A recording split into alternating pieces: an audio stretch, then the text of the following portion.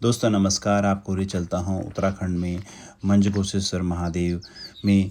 दोस्तों जब हम उत्तराखंड की बात करते हैं तो शांति, और अगर आप पुराणों में देखें, अगर आप और पढ़ो शास्त्रों को पढ़ें तो जो उत्तराखंड है वो तपोभूमि रही है। तो यहाँ का जो वातावरण है बहुत शांत। और आप जब भी कभी पहाड़ों, वैसे तो हर पहाड़ों में जहाँ भी आप जाते हैं तो उत्तराखंड भी वैसे ही है कि आप जहाँ पर बहुत जगह पे यहाँ पे पांडवों का, शिव जी का, अलग अलग देवताओं का कि इन्होंने तप किया था, आपको जगह जगह कुछ न कुछ वहाँ पे चिन्ह मिल जाएंगे। ऐसे ही हमारा पौड़ी ज़िले में एक मंजघोषेश्वर महादेव है जो हमारे गांव का मंदिर माना जाता है। और यहाँ पे सारे जो आसपास के सभी लोग आते हैं, इनके दर्शन के लिए आते हैं। और बहुत ही, अगर आप देख संध्या का समय है और बहुत ही सुंदर नज़ारा भी है, प्रकृति के दृश्य से भी और एक सांस्कृतिक दृश्य से भी और एक आप आध्यात्मिक दृष्टि से भी। तो जब यहाँ पे मंदिर की घंटी बजती है तो आप अगर सुन पाएँ इसका जो एहसास है और जो इसकी गूंज है जो ये जाती है तो वो बहुत मन को बहुत शांत पहुंचाती है।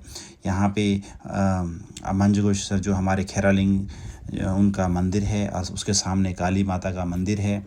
और यहाँ पे बहुत सुंदर बीच में जलेरी है जहाँ पे शिवरात्रि में हवन होता है और भी पर्वों में होता है। और यहाँ पे मंदिर के दोनों तरफ जो है घंटियाँ लगी हैं। बहुत सारी जो भी भक्तजन घंटियाँ चलाते हैं उनको यहाँ पे, और इनका भी एक अच्छा जो इनका ध्वनि आती है तो वो मन को मंत्रमुग्ध कर देती है। आपका एक तो शुद्ध हवा है, शुद्ध हवा, शुद्ध पानी, और उस पे मंदिर।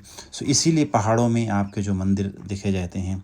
तो ये दूसरा द्वार है। जो पहला द्वार हमने दिखाया वो मोटर मार्ग था, और ये वो मार्ग है कि जब लोग पैदल आते हैं, दूसरे गांवों से आते हैं, तो हर तरफ से जो है जो मंदिर समिति है और जो वहाँ के लोग हैं उन्होंने यहाँ पे, और कुछ आसपास के लोग जो भक्तजन हैं उन्होंने भी यहाँ पे इस चीज़ की सुविधाएं रखी हैं। तो यहाँ पे आप आ सकते हैं।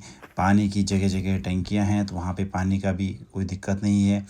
यहाँ पे जब गांव, जो कांडा गांव है जिसका ये मुख्य मंदिर माना जाता है, तो जब आप वहाँ से मंदिर की तरफ आते हैं तो आपको कुछ इस तरह का दृश्य दिखता है। यहाँ गणेश द्वार है जिससे आप मंदिर के जहाँ से मंदिर का प्रांगण आपका शुरू हो जाता है।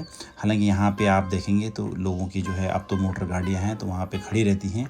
और यहाँ पे जैसे ही हम मंदिर प्रांगण में पहुँचते हैं तो यहाँ पे इसे सीरे का मंदिर बोलते हैं। तो किंवदंती है कि यहाँ पर जो है सीता माता, राम और लक्ष्मण जी यहाँ पे हैं।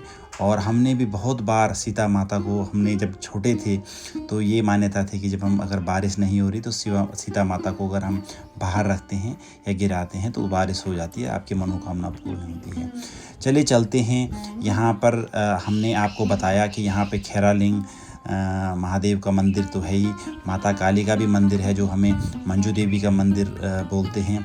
साथ ही यहाँ पे भक्तजनों ने यहाँ पे कृष्ण जी का मंदिर भी बनाया है। तो ये हमारा कृष्ण जी का मंदिर है, छोटा सा मंदिर है।